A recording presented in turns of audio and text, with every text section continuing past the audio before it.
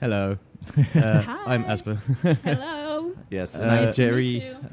We're live on my Twitch channel, but just for the day rebranded as Game Kast, the podcast. Jerry already explained what the premise is of this podcast, right? Did you? Yeah, I kind of did. Like, it's about gaming. I know it's a podcast about gaming called Yeah. Game Kast. That's literally all I know. I All think right. there's not much more we can add Yeah, to it. there's So. a- Okay. Basically, we're a weekly gaming podcast, but we were asked to sit here 2 days Okay. during the event to be live and interview Right. the people who are talking here. Just It's very cool. I like your setup, honestly. Being in the little we Yeah. truck. It's Yeah. hella cool. Yeah, they gave us a really cool location and like the view with everybody passing behind you. Yeah, and so we this have is the close-up cam. the wide shot. Normally, Genox will be sitting over there, and this is the close-up that so you can have. see it there. Okay. so- Oh, hi. Me. I am gonna write out your lower third. Yeah. So kindly present yourself towards the chat. Who are you? And Yes. Who am I? Hello, hi chat. So my name is Jennifer. Online, I like to call myself Jane, Invincible Jane. That's my gamer tag. So I am obviously a player, gamer, whatever you want to call it. And I am at the festival right now to give a panel. So I already did that this morning. And you will understand everything about what I do once I talk about the panel, actually. I come over to talk about women in gaming. Ta-da! Very interesting. Very interesting. I know someone earlier said, ha, a woman. Yeah. I'm very happy that you noticed that I'm a woman. That's all I define myself by, being a woman, obviously. Yeah. Because we've had a lot of guests over the last couple of, let's even say, years on the gaming podcast, like developers and everything.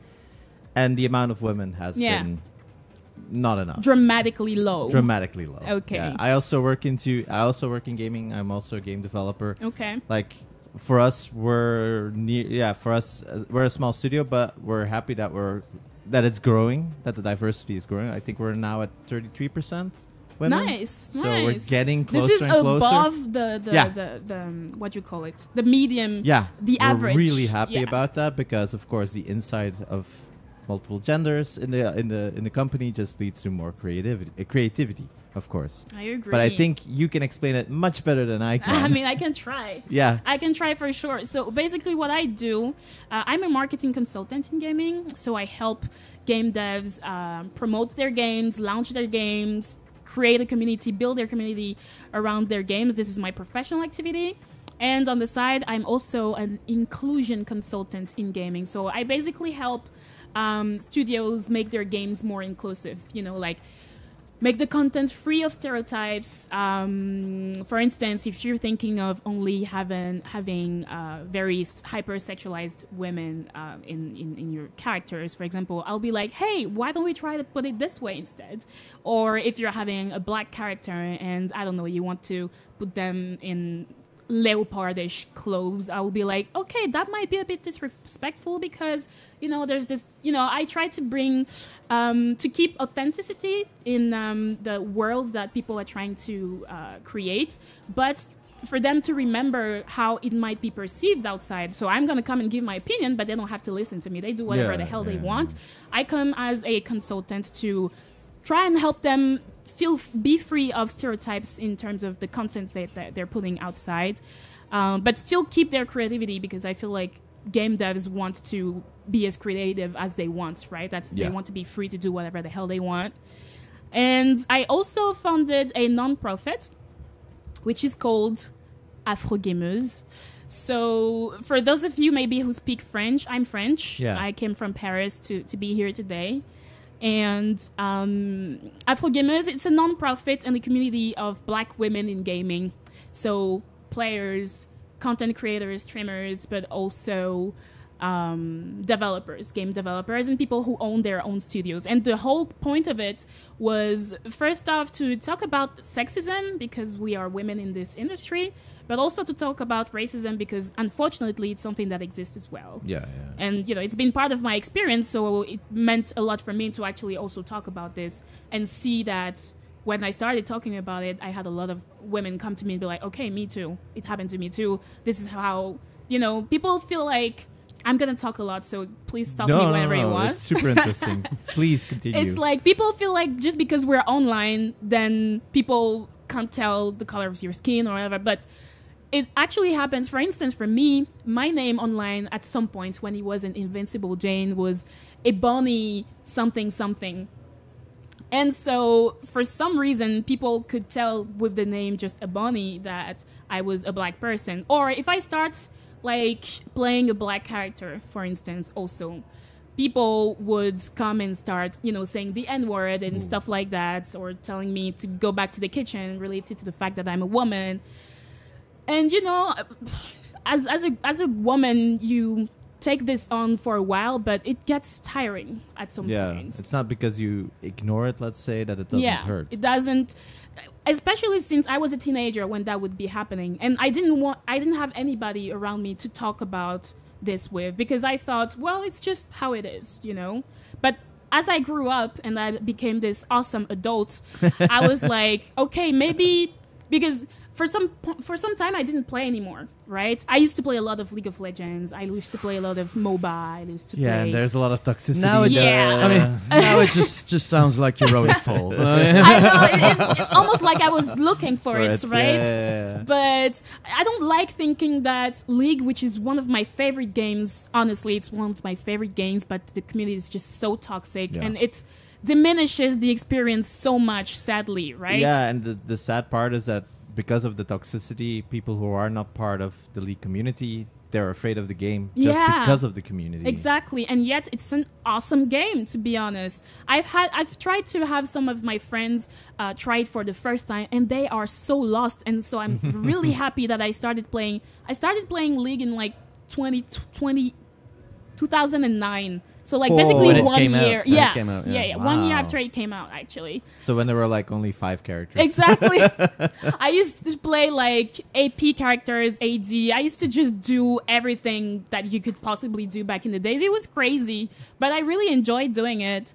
And now it's like, because I stopped playing for a while, as an adult, I came back to the game, rediscovered it again through the lenses of an adult, and I was like, shit, this has not changed at all. No. Like, it's still the same toxic people, the same cancerous people, and I hate that. And so this is how I decided to, like, okay, at first I wasn't feeling very super legitimate to actually talk about this, because it was like, I'm probably going to be the only person who thinks this anyway, who's going to take me seriously. Yeah, but then you're underestimating what the power of talking about it actually does, right? Exactly. So this is how, because I wrote an article about this on my own blog, I went to take the testimony of other black women, and I really wanted them to be specifically black women so I could see if the experience was really similar. And it was completely similar. I found a woman in Canada. I found one in the Netherlands. I found one in Madagascar. And the last one was in the US. I couldn't find one single black woman who would play games in France. I was like, how the hell is that possible?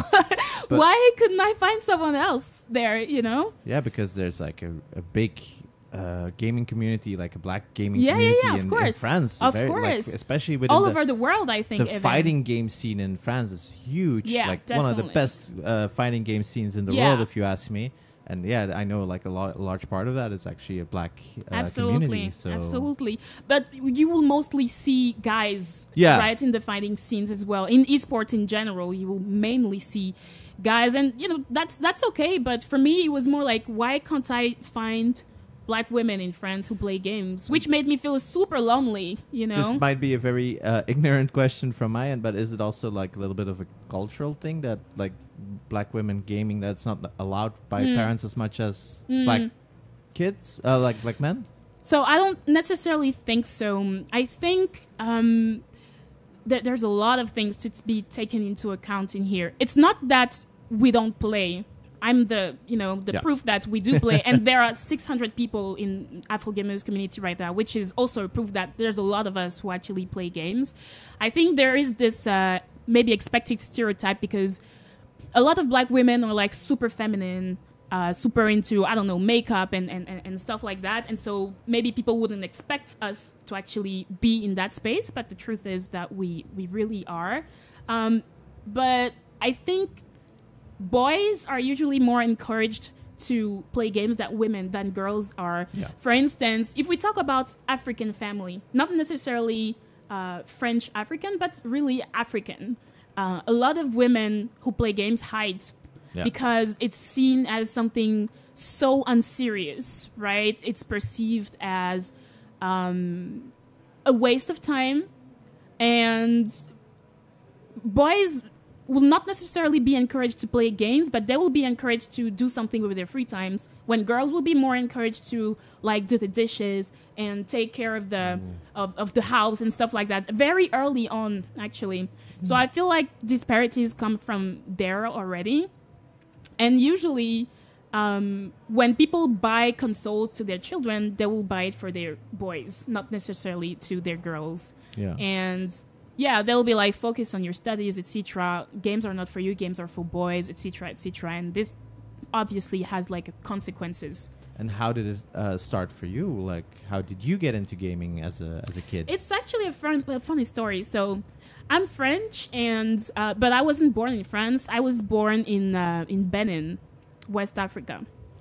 And in Benin, I would already play games like with my cousins and everything. We would play like Zuma. We would play arcade games also together. But I had never actually played like adventure games. And the one time I discovered adventure games was in Benin. So I was coming back from school. I remember that, primary school. And as I was going home, I found this cyber cafe. How do you call this in English? Like a cyber coffee place. Yeah. Where it's a cyberspace. cafe. Cyber cafe, yeah. Yeah, we use the same. In Dutch, we also Okay, say thank God. cyber cafe. Yeah. So like I found this place, and there were like plenty of computers and everything, and I was super curious, so I just went in to check like, what is this place about? Why are there so many computers?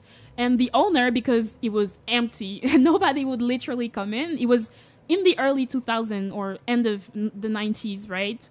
Nobody was actually using the computers and everything, so I went in, and the owner just let me use the computers, and that's where I found Prince of Persia. Oh, yeah, the first the side Sense of scroller. Time. Oh, Sense of Sense of Time. Time. Oh, that's It's that one, and you wow, know, on a computer, you needed a good computer, because Yes. this stupid anecdote for me. I bought that game when I was a kid, yeah. and I didn't have a computer that could run it. Like, Oh, it was very shit. specific. You need to have this graphics card. I was, I don't have that one. And then eventually my grandfather, he got a new computer. He had the graphics card, so I could finally play it, like Aw. 2 years after I bought it. But it's an amazing game. It's a great game. This is how I discovered actual adventure games, although it was still 2D, but I loved the mechanics. I didn't know that I could play on a computer back in the day, so, you know, just using the keyboard with the space bars and everything, jumping and going through obstacles and fighting with a saber and stuff like that. I enjoyed it so much. I spent a lot of time at that place. And the owner would always let me come in for free. That's you so know? nice. My mom became really worried. What is this girl doing after school? And so one time she came there with me to make sure that, you know, this is a safe space and the owner is not like a shady person. And yeah, this is how I started playing games. And then when I came to France, you know, that's where I actually discovered online multiplayer games, and this is what I would do most of the time after school and everything. Right. That's an amazing So this is history. Janox. He's a third host of the podcast. And he has been working on, silently working for a time now on trying to get toxicity out of esports. Oh, interesting. So yeah. And especially for women, it's insane out there. Yep. So that's one of the main pitches in out there. But it's really rough getting all the publishers to work together. About women, first off, because if there's toxicity, is there toxicity because there are no women, or is there toxicity because there are women? Because they are women. Because and it's just, I think it's just part of the game, let's say, for a lot of people to just be toxic. Yeah. It's in Because any game. because everybody quote unquote does it. Yeah. But I feel like it probably also stems a lot from like competitive games. The more you have competition, the more you feel free to express, your frustration and the fact that you want to be the best. And sometimes it brings out a certain toxic, I want to say toxic masculinity, but I don't want you to feel offended, guys. you can say anything. Yeah, I just feel like because there is competition, sometimes we feel free to say whatever. You don't react the same to playing Call of Duty as the same when you play Animal Crossing, for instance. I think there is... Tom Nook is an asshole, though. I agree. Yeah, I think everyone does. That raccoon one day. Yeah. Well, there's a difference between having online banter that's what I like. with competition, because you play a lot of... I'm really into esports, so banter... That's the cool stuff for me. Yeah. That's half of the fun. Yeah, and they're trying to, like, for example, Riot doesn't allow it anymore, which totally breaks the concept for me of competition esports. I mean, it's like basketball. If you look at the players really intimidate each other. It's part of the playing field. Yeah. But there's a difference between banter and just plain sexism, and that's a big issue. There's a very distinct line in between that. Definitely. So people should be allowed to have some banter, but of course, it's the second that it gets toxic when they're the kitchen stuff. I've heard it 1,000 times before, and that's the brave, the nice way of putting it. That's the polite toxic. So I was a coach for a female esports team as well. So that's where I kind of figured out, because I played with the players to train, and that's when I realized that how bad it is out there for females, because I or for women, or I never played much with women to the extent that I noticed that until I really got into the esports part of women, and then I noticed how bad it is, and it's really bad. And I didn't know it was that bad, because mostly I played in very controlled environments and competitions where it's not that bad. But if you go into the multiplayer, in the normal multiplayer world, the thing is, surprise. Yeah, there's a lot of like 15, 16-year-old frustrated kids who use games as an escape from reality, have a shitty life or whatever. So they use it as an escape, or like as a ventilation for venting all their frustrations in life. So not in particularly in the games themselves. And they feel that women are an easier target because esports actually is an open circuit, so you can do mixed teams. But now there was a lot of shit talking of whether we should allow or do mixed teams in esports. But there are no researches. I don't think there are any researches done on if female versus male biological differences in esports. There are not.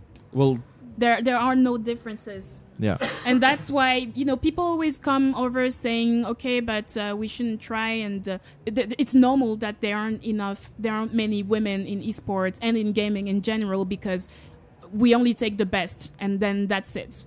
But the point is that we are not actually paying attention to the parts of the people who are good, who have potential, and who could also become one of the best. And so if you only go towards the obvious choices, you are missing out a lot on part of the population that really has the opportunity to also show up as potentially becoming one of the best, So I feel like there's a lot of work that needs to be done and a lot of education, because from what I've heard in esports, a lot of people think that having a woman in a team, for example, will bring out issues. It will bring problems, because if a woman is in the team, then she's going to create problems because she's a girl and because guys want to, develop relationships with her, etc., etc.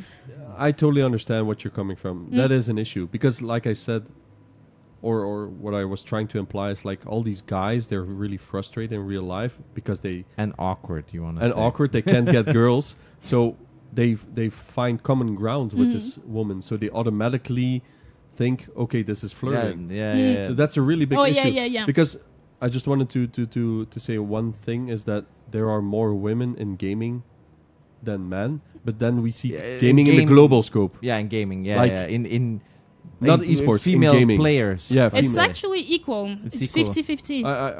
I thought it was 55 or 45, but whatever. There's it depends tons, on some studies. but in some multiplayers, say, there's a big gap for now. So, Yeah. like I said, Counter-Strike has no rule about not allowing mixed teams, but they have separate female competitions because the gap in skill is insanely high right now between female and male teams, and that's something that we can't like pinpoint yet, except for the reason that not a lot of males want to battle, I guess. What's the correct term?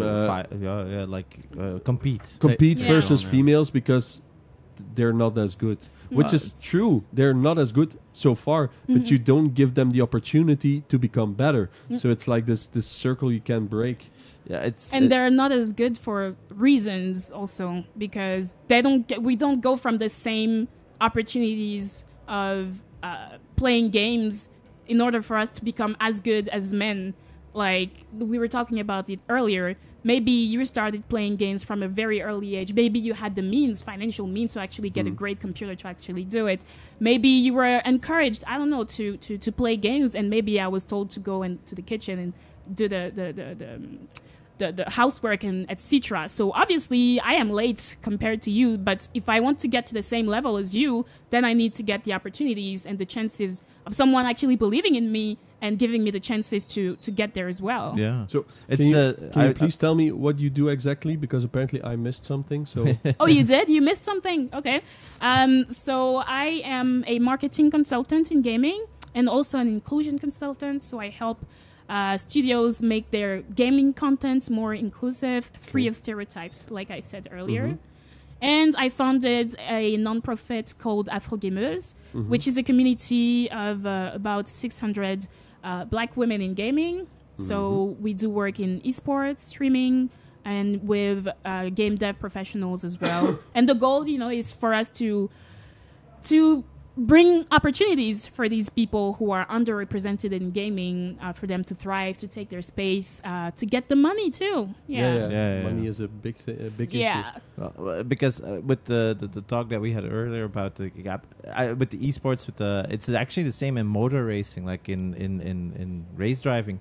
It's also like there's on paper there should be as many women as men in motorsports as because. Basically, there is no advantage for one or the other.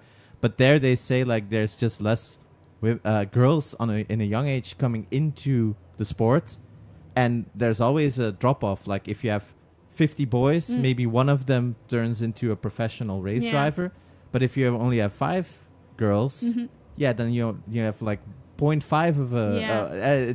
there's not enough... The ratio is off, and that's why there's not enough going through the entire ranks to make it to the top talent. Because they might not have the interest, or it doesn't get developed, or...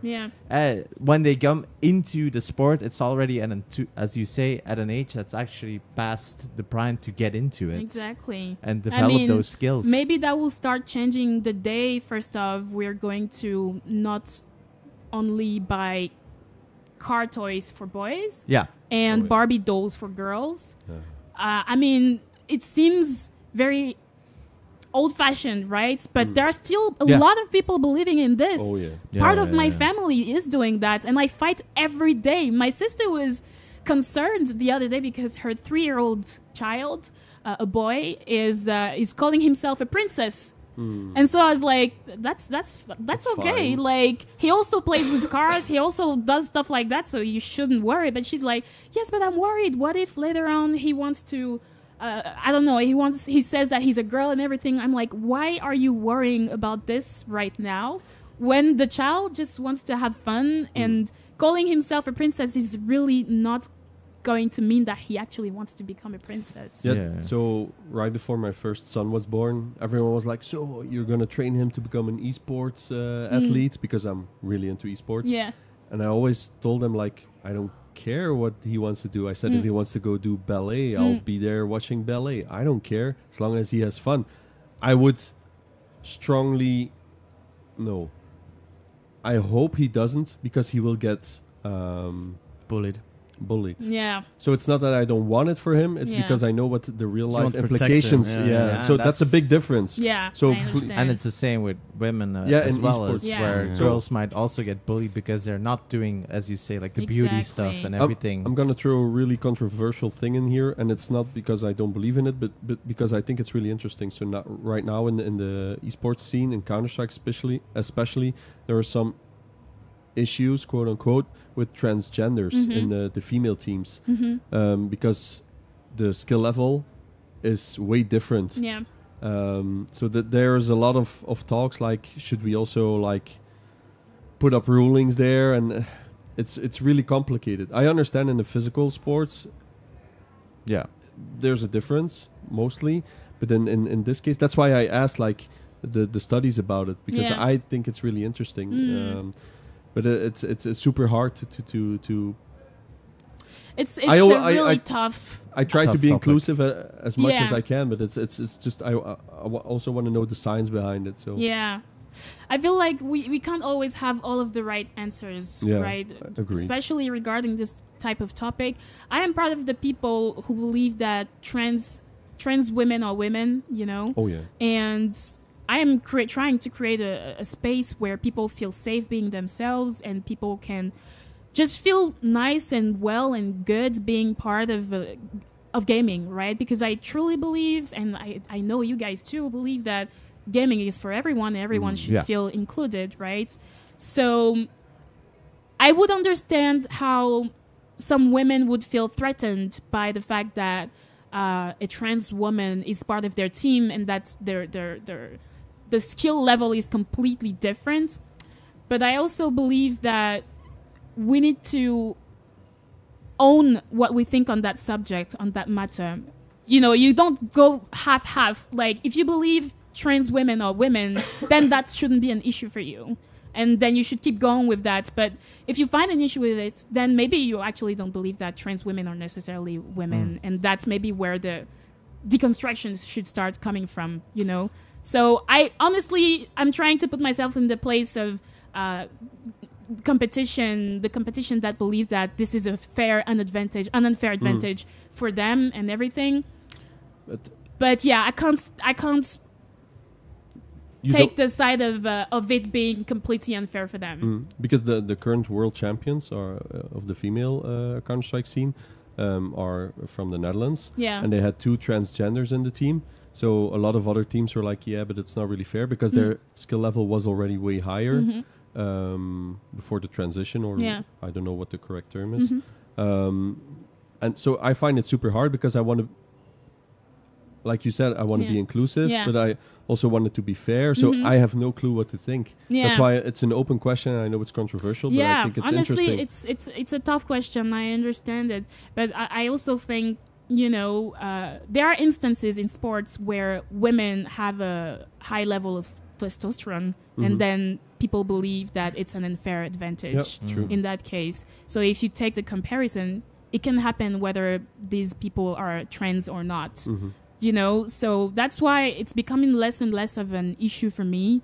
And the most important thing for me is I really find it scandalous when they decide to just put away women because they have another level of testosterone, as if it was their fault. Like they're literally not doing anything for this to happen. And you could say the same for trans women who were born as a man. They didn't choose for that to happen. So if you go from that logic, for me, it should never be an issue. No, I understand. What can we do as 3 white males to old white males? Yeah, I'm trying with my startup. What can we do to make diversity? To help diversity, or just to have create a space. That's a safe space. What can anybody do? Let's say for women and people of color.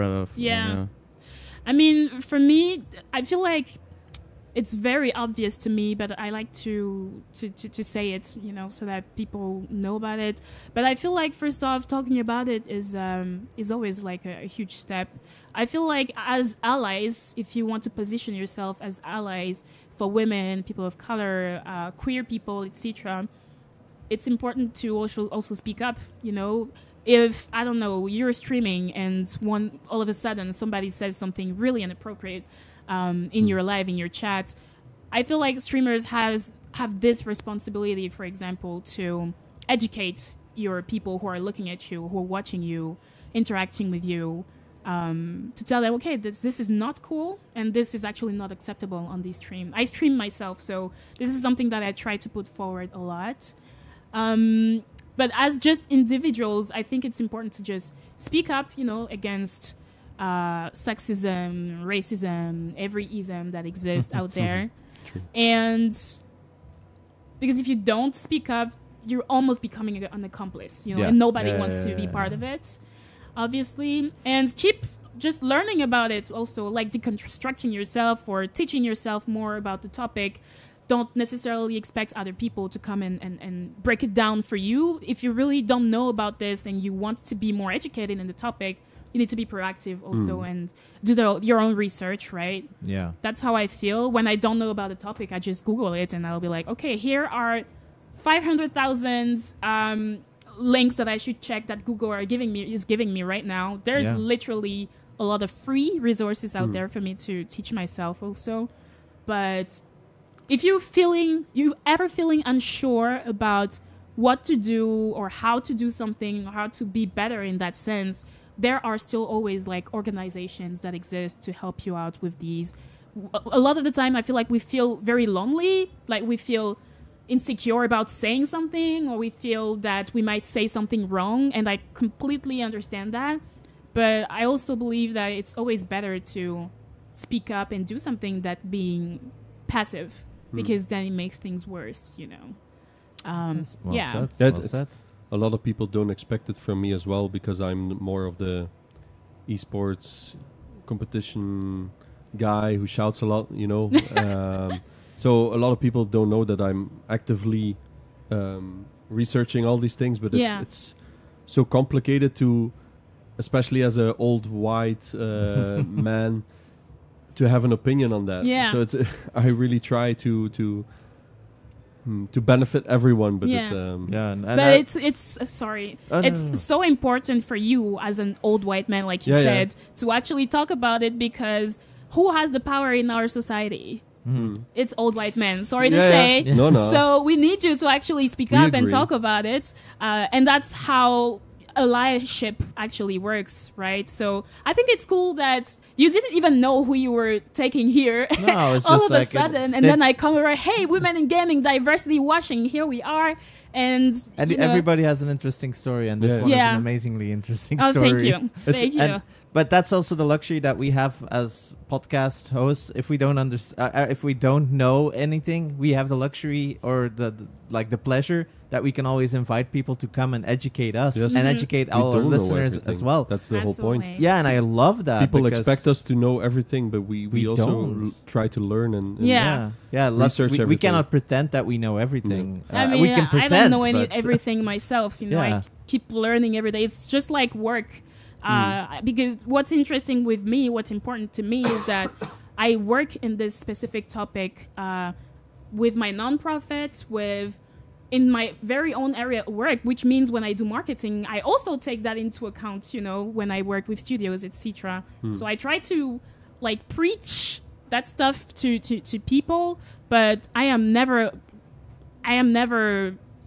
say that I know everything. I keep learning, and I'm gonna make mistakes for sure, even as a woman, even as a black person, even as a queer person. But it's just important to, you know, keep your mind open to things and keep learning, I think. So it's one of my first slides in my pitch when I talk about. So I have this whole idea on company on how to make it a better safe space and multiplayers in the world. Long story.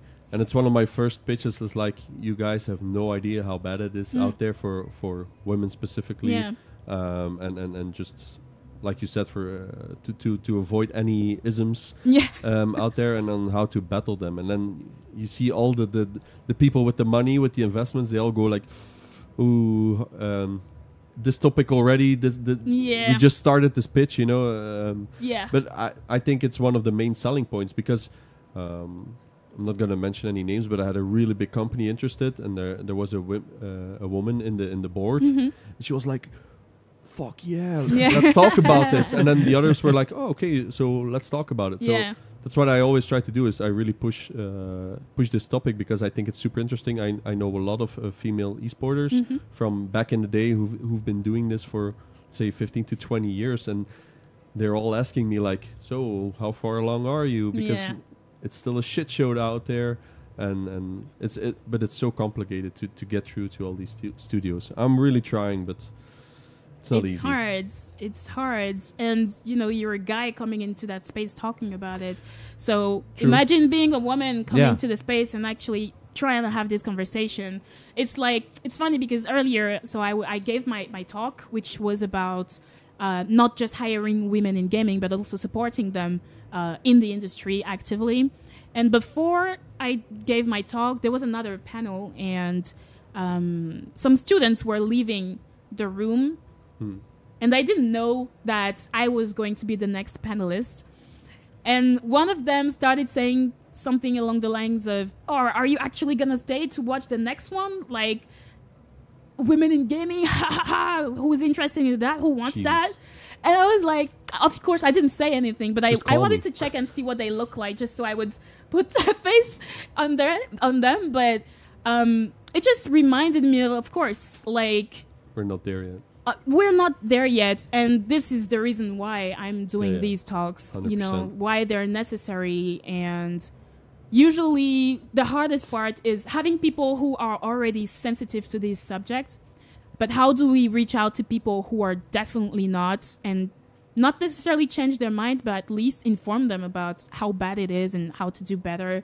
This is a big challenge to... you guys are receptive to everything we've been talking about, but some people are not at all. Oh, no. Right? Yeah. So that's another thing. That's another huge challenge.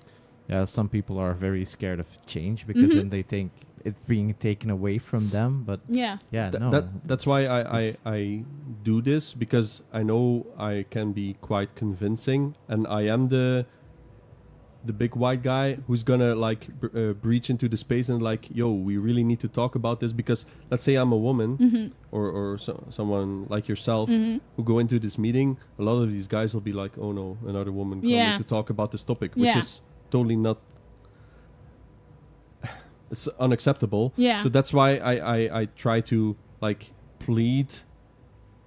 I'm trying to open the door. Yeah. Yeah. But it's hard because they're also like, it's a really hard topic, because I just try my best as in the position that I can to help, but it's also very... It's still hard.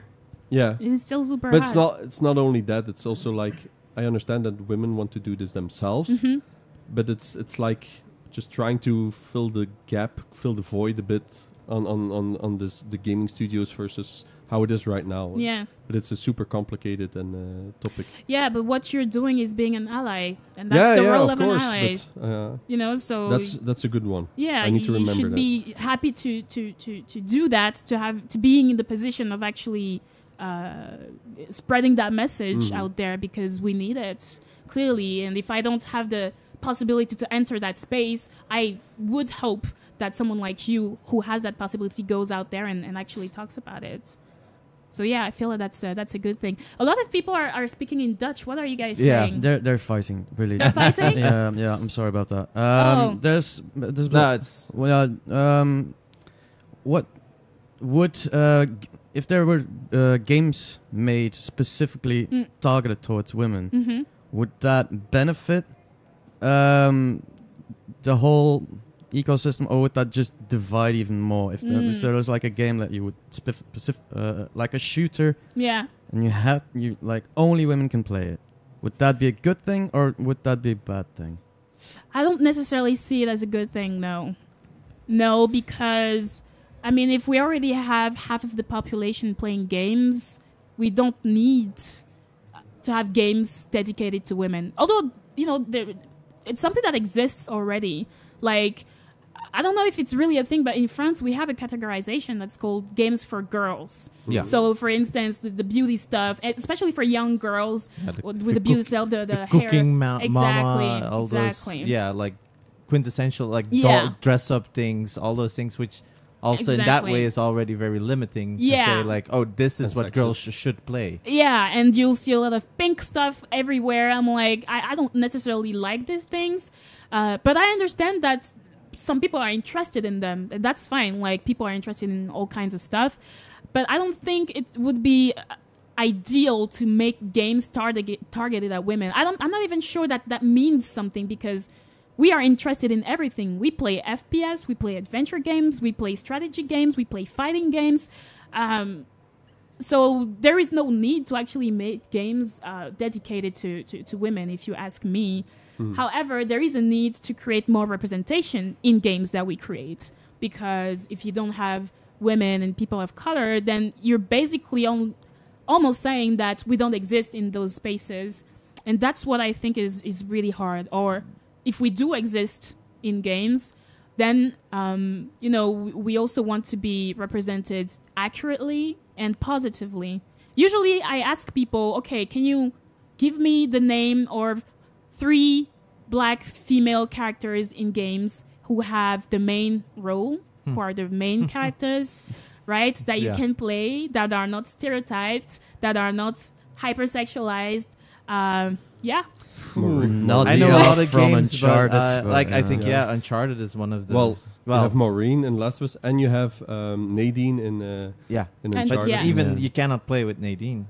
Yeah, I mean, is she the main character? Qualifies kind of as main character, but not really, because she's also a villain. Yeah. I mean, Uncharted. And she gets killed. Naughty Dog is definitely doing. In The Last of Us, Naughty Dog definitely trying to keep that topic. Yeah. In front of it, without just putting it in your face. It's just part of the story, and it's not about that. It's just there. Yeah. Kind of the way it is. It should be. I think I like that they're doing it very naturally. I think it's good. But I also want, more games with lead characters that I can play. Because why don't they exist?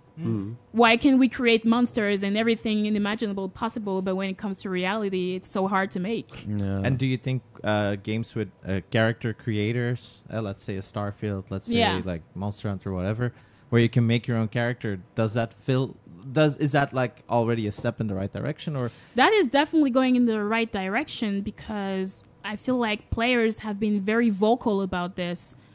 Things are changing, in the right way, I think, because players, people who look like me, people who maybe haven't been in the space or haven't been seen in the space, are taking. They're talking about it. They're speaking up, and they're buying money for these games. So obviously, they also deserve the representation in games. So for avatar creation, I feel like we're heading in the right direction, and that's cool.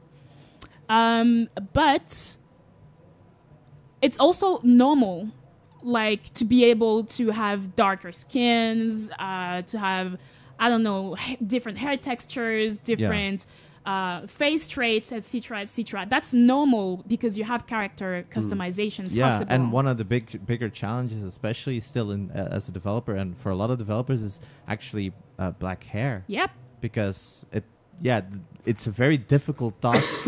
We had it earlier this year with the movie Into the Spider-Verse. Yeah. Or Across the Spider-Verse, where they actually did a lot of evolution when it came to how the hair works. And you know that they did Miles, they redid several times Miles, not for the movie but for the games, because people were actually talking about it, like, why does Miles' hair look this way? Yeah, Miles in the previous games, so in Miles Morales, and I think also in the first Spider-Man game, his hair is actually like a buzz cut, basically. He has barely any hair, because they had trouble developing the hair to make it look natural. Yeah. I also think that mostly people of color are sidekicks, because there is representation. Just like in movies. Yeah. Like in Destiny, you have the...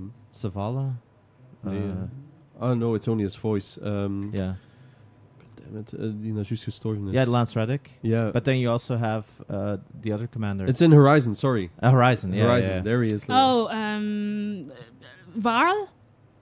Good. Oh, no, are we talking about Horizon? Yeah, the Zero Dawn and Forbidden West. Yeah. Oh, yeah. So I played only by played the Lance- second. Yeah, it's played And by her Lance sidekick Reddick. is Lance her Reddick, Var. it's his last game, right? No, no, the and Destiny. Hellboy next week. Oh yeah, in Hellboy, yeah. Mm. So it's always more of the sidekick issue, I think. Yeah. I'm really trying to. I'm thinking, but like Miles Morales is even So- one of the few where you have a black male lead Yeah, already. yeah. Yeah, So Usually when I ask this question, so people are hardly capable of giving me like female answers, but also a lot of people would quote Franklin from GTA. yeah. No. Okay. And I'm like, is that really your only example of a black male lead? San Andreas, just Yeah, it's like, very. I feel like we really can do better. You know, like if your only example is from a crime game where you play a gangster, and like, I like. do we have other positive? Even if it's great, it's a Yeah. great No, I game. know what you mean. Obviously, Yeah. but It's I mean- a hot topic. Yeah. we have Deathloop, Colt from Oh, Deathloop yeah. now Yeah, with Juliana as well. Juliana as well. Juliana's part of it. And she was playable actually. She is playable. Yeah, she's the invader. I've done my research on this because Yeah. I'm super You interested, obviously, It was a did. very interesting game. Though. Yeah, it's really, really nice. And let's be reminded that the creative director, game director for Deathloop is a black man. Yeah. Maybe that says a lot about why both characters are actually black and both characters appear on the what's it called? The thing of the game, you know, the box art. Yeah, in And the art. I especially loved her dialogue, like the amount of character that they gave Yeah. her. Like she was very, like her lines were very amusing, but I felt like she was written like no character had ever been written before in games. She had a very I really unique liked her. character. I Yeah, agree. it was really And well their done. relationship Yeah. too. Which Their is, relationship is I everything. finished the game and I'm still like, Wow. how did it not work again? Because I'm still confused. yeah. Deathloop is crazy. I love that game. I also really enjoyed Dishonored with Billy, which is still made by Arcane. Yeah. Same game director. So apparently, if you're a black person having like in the position of power in the studio, maybe there are more chances for you to create black characters. Yeah, and there should be. I don't think that's a coincidence, honestly. No, and I think like us especially, we just want to have more stories. Yeah, Yeah. Like, exactly. and we've seen many of the same stories, and we just want to have other directions. We have other inputs If I gave you $1 billion, what game would you make with the money. I guess you would make a female. You think? Well, I hope so. I really hope so. But what would you make? That's a tough question because I do intend one day to like open my studio and actually start making games. I don't want people to steal my idea because I know you guys are. I'm thinking, but I would like RPG, very broad. action. Yeah, of course, very, very broad. I would probably create an Afro fantasy world, something that would look, I guess, something in the ambiente of Black Panther. Yeah. Okay. You know, but this is still very high, super high level, futuristic, etc., etc. I would be more. It's very sci-fi, yeah. So I would be more like Afro fantasy, but not in the futuristic side that we're thinking of. More like something very related to maybe African cultures and how. And there is a game that is being created in that sense. It's called the Wagadu Chronicles. I've worked with the team at Twin Drums who are making this, and I love everything about it. If you go and check, you should add it to your list on Steam right now. It's on Steam. What's the Wagadu Chronicles? Wagadu. All right. Somebody give us the link in chat. Yes, please. Go and support them because what they're doing is amazing. But their game is an MMORPG. Ooh. So for me, it would probably not be an MMORPG. It would probably be... I don't know yet. I like a lot of narrative games. I play a lot of narrative games. I love puzzle games. I don't like challenges. I don't like difficulty in games. You're not a Dark Souls player. Nope, that is not me. I'd rather watch that unites people. us. That unites us. We're all not Dark Souls lovers. I would rather watch people play these. I'm still interested, but I'd rather just watch people play this. I'm a huge fighting game fan also. What's your favorite fighter? I enjoy mostly Tekken because it's been the most accessible one to me. Have you tried the new one yet? The 8? I've seen the gameplay. I haven't bought it yet. We played it like 5 minutes on Gamescom. Yeah. It's amazing. It looks really good. It's so much fun. It's and Street Fighter 6 too looks amazing. Also, great new character. Like they added a lot of new female characters to the roster, and they're like their designs. They're doing the job. Honestly, I'm liking it. I'm really liking it. I love Injustice as well. Ooh, Injustice was amazing. It's great. I really, really enjoy it. Yeah, I love Kimberly from Street Fighter. Yeah. Like, it's probably sounds cliche. I'm always going towards the black female character, but I've been missing this so much that now every time I see it, I'm like, yes, I'm going for it, and I do think that, like, as you say, you enjoy fighting games. I do feel like there's still, like, a big void within games that use fighting game mechanics in a single player. You do have your stories like Injustice, Mortal Kombat, whatever, but then you have a game like Sifu, which actually really plays like a fighting game more than it does like a brawler. And it's so much they did it so well to do this story to a fighting game mechanics without having to be a fighting game. I agree. You know, Sifu is amazing. Sifu is really good. And as you said earlier with the African culture, I feel like I also yearn for things like that, like learning it through a game. Everybody fell in love with Ghost of Tsushima, like how it told the history, how it told the landscape, how Japan felt in that time. World and it's the same with The Witcher as well. The Witcher included a lot of like European folklore, which we're always playing American games. We're always playing their fantasy and everything. And for us, it was like, kobolds, that's from here. Wow, it's so cool. And that's why I think, as you say, like doing that with African culture, it would be amazing.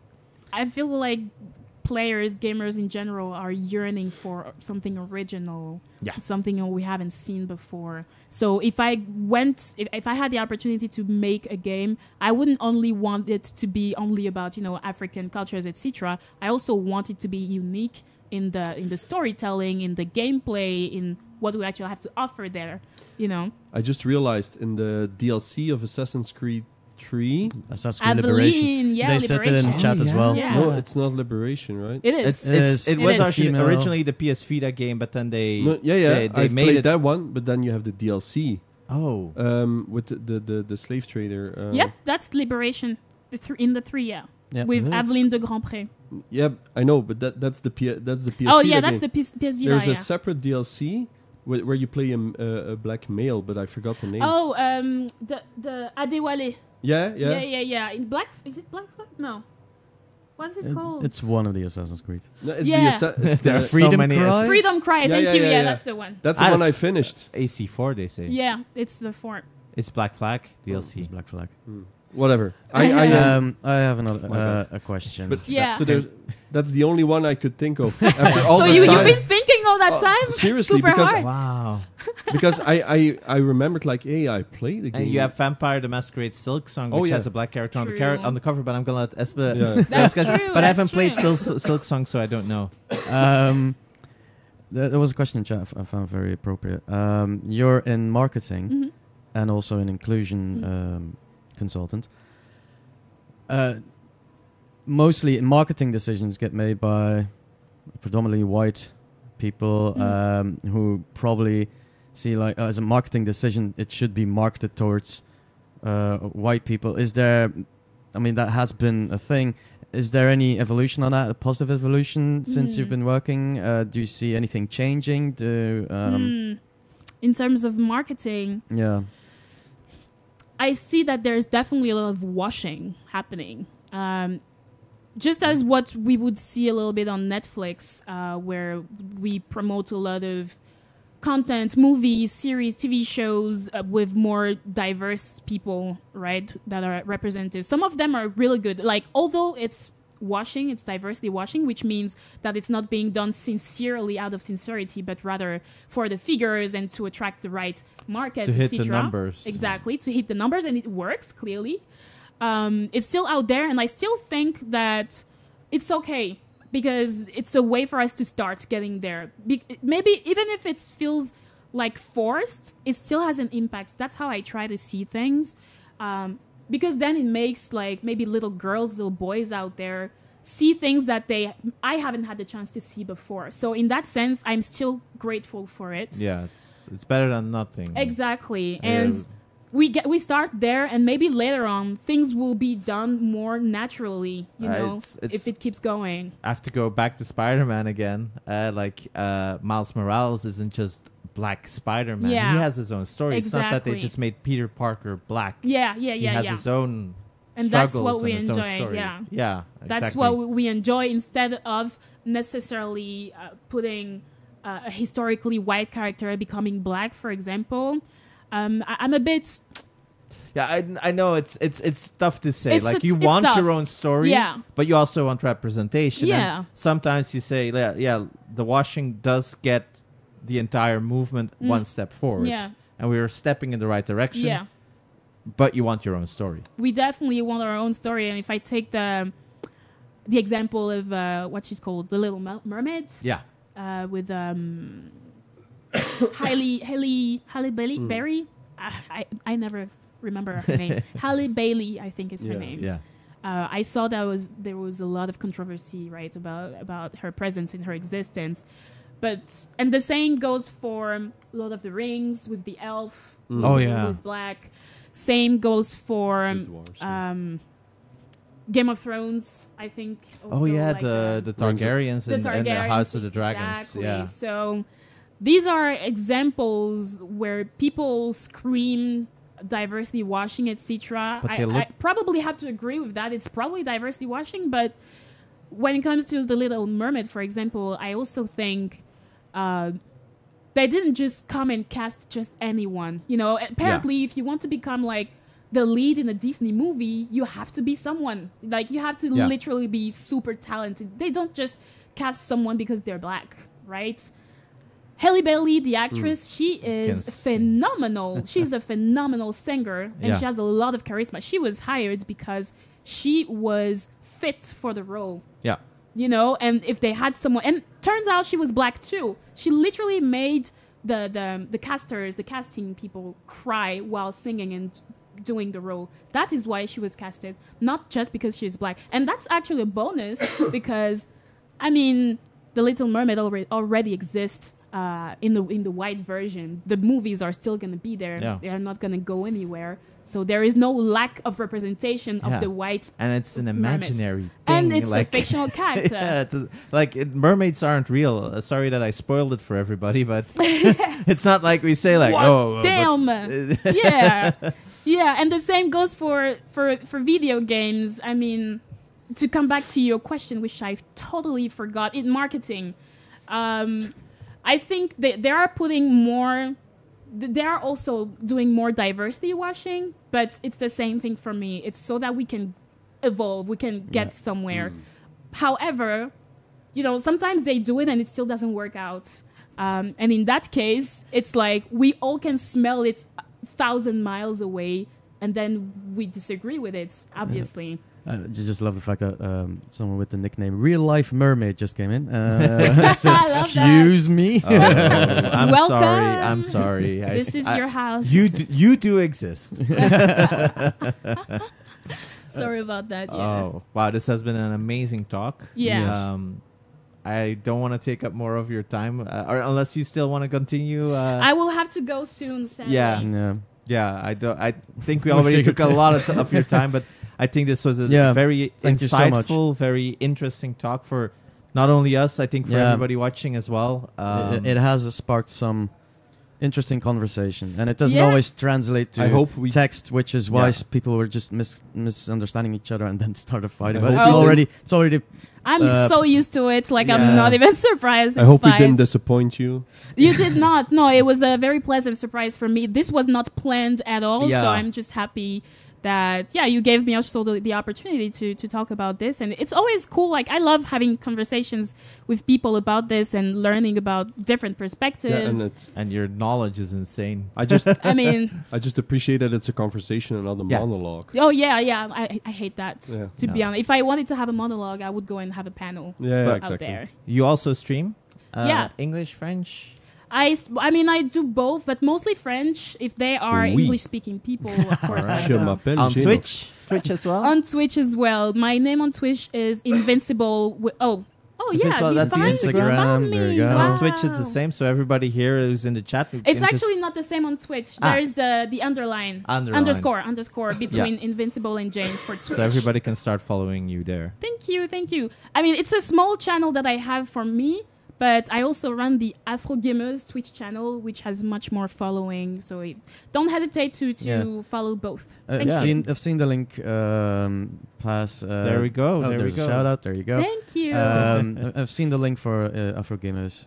You have? Yeah, somebody. One of my mods already looked for it and posted it in chat. You're so efficient. So normally after we eventually dense this down into a YouTube video, we'll put in all the links there as well. So hopefully we can direct the right people to your channels and to your social media. I will be happy. And that they can continue being educated on all these topics. Yeah. There we go. Thank you everyone for having me. It's been super insightful for me too. It's interesting to also learn about the Dutch perspective on things because I usually chat more with French people, Americans, and the English as well. So it's not. Wait, we're in Belgium. What am I talking about? Yeah, Dutch speaking. Dutch speaking. Yeah, my bad. We got it. Flemish. Yeah, the Flemish side. Yeah, I was like, okay, how are people in the Flanders? So I'm happy to learn that you guys are cool. So that's good. Yes. Maybe you passed the vibe check. Yeah. Maybe we'll meet someday when I can help you more with the women in esports. Of course, absolutely. Please reach out. I'm still trying. Yeah, maybe there's something to do together. You know, we do have like an esports if you have thing. like 100 mil lying around, sure. But you together might be able to get to 100 mil. Yeah, maybe you can be like the duo who conquers it. Let's try that out. Yeah. All right. Appreciate it. Thank you so much. Thank you guys. Enjoy your day. You too. And we'll see each other soon. Enjoy Unwrap.